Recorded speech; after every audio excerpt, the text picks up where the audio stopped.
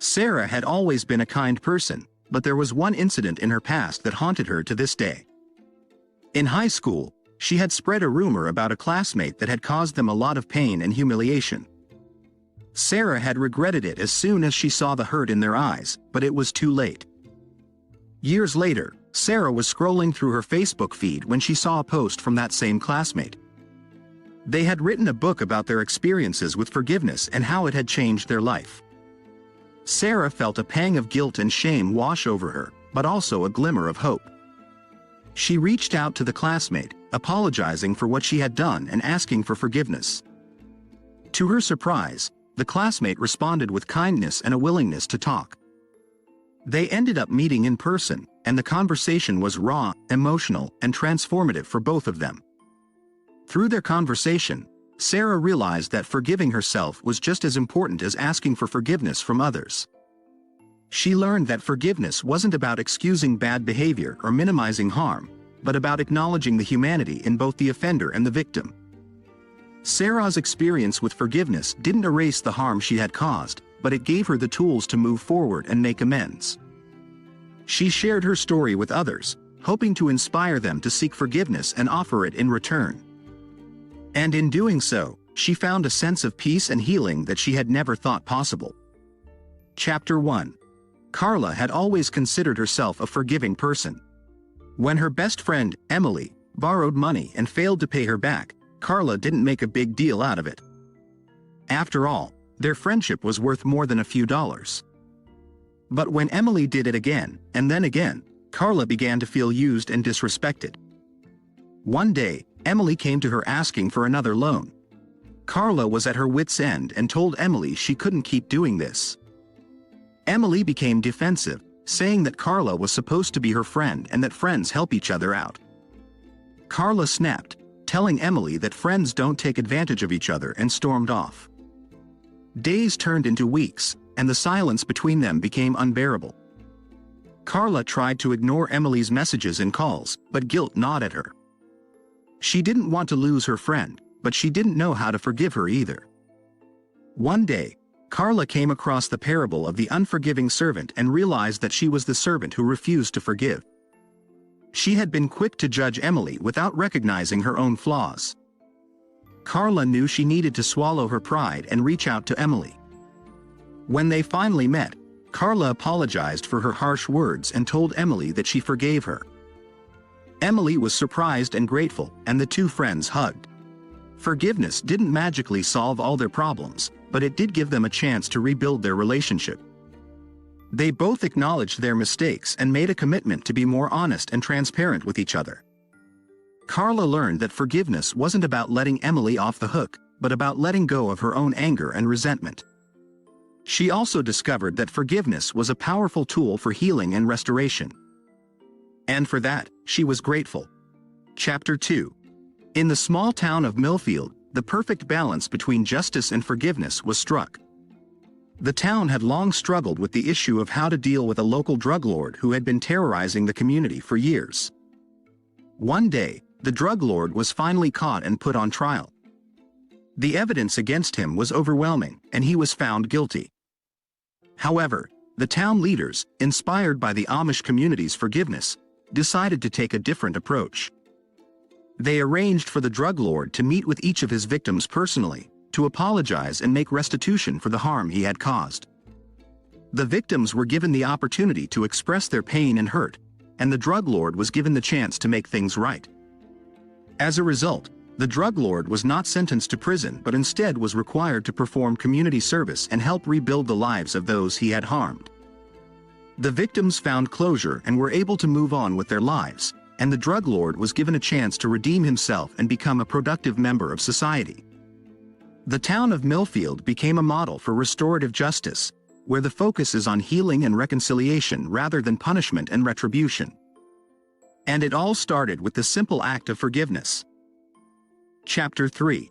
The process of forgiving and receiving forgiveness can be challenging and complex, but it often starts with acknowledging the harm that was done and how it has affected both the victim and the perpetrator. It's important to communicate openly and honestly with the person who has wronged you, expressing your feelings and listening to their perspective.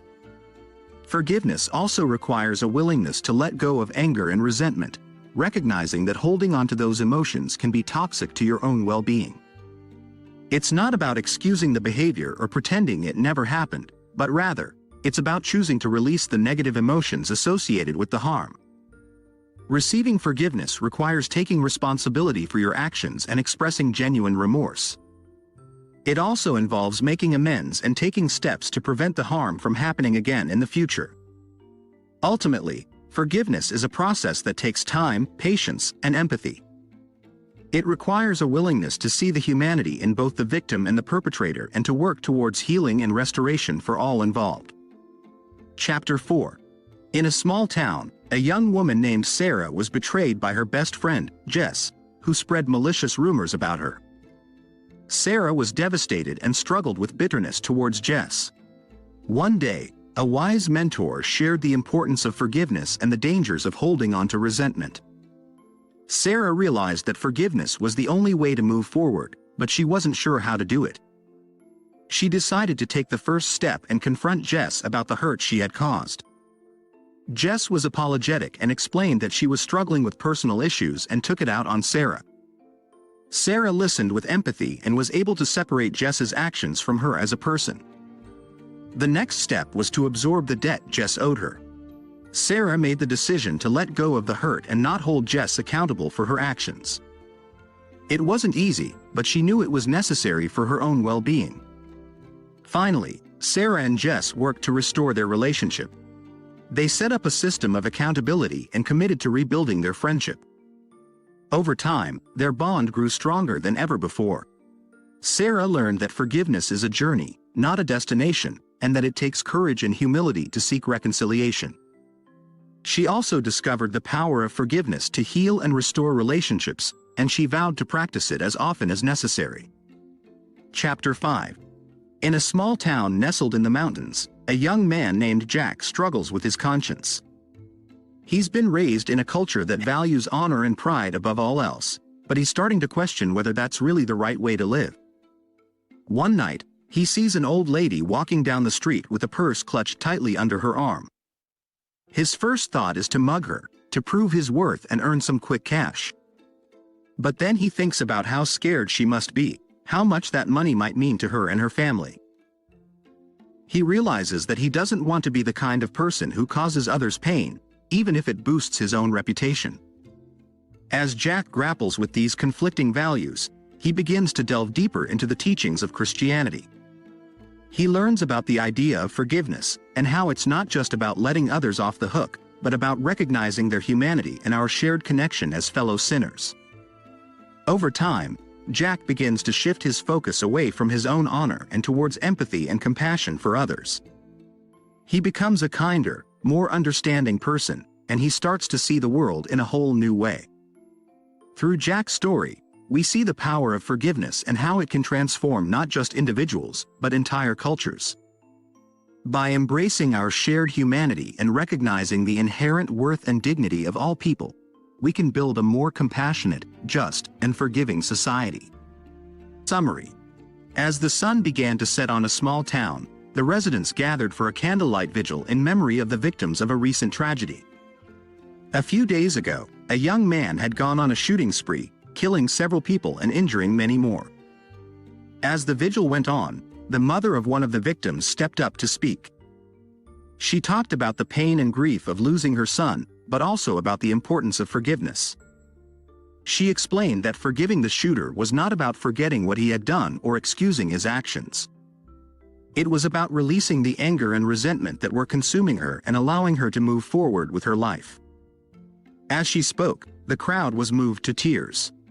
They realized that forgiveness was not a weakness, but a powerful act of love and compassion. The next day, the mother of the shooter came forward, begging for forgiveness on behalf of her son. She had seen the pain and suffering her son had caused, and knew that he needed to be held accountable for his actions.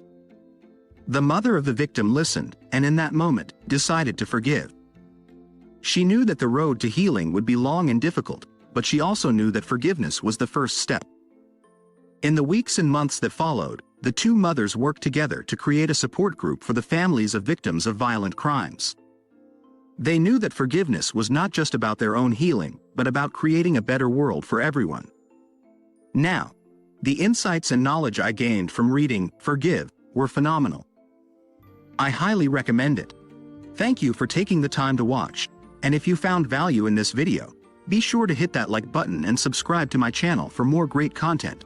Trust me, you won't regret it.